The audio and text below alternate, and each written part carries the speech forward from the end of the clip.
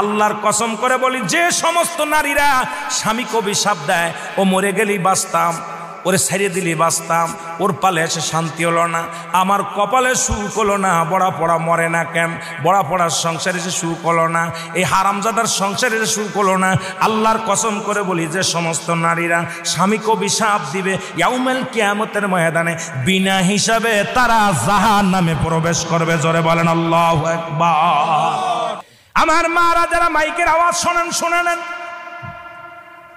যত আপনার নামাজ, আপনার রোজা, আপনার হজ সব কিছু বরবাদ হয়ে যাবে যারা স্বামীকে লানত করবেন, স্বামীকে যারা অভিশাপ করবেন, স্বামীর বিরুদ্ধে অভিযোগ করবেন, স্বামীর প্রশংসা করবেন। আল্লাহর দরবারে আপনি নেকি পাবেন, আল্লাহর দরবারে নফল বন্দেগি পাবেন। সারা রাত পরে আপনি ইবাদত করেছেন, আর একবার বলেন, আপনার মার কাছে বলেন, বোনের কাছে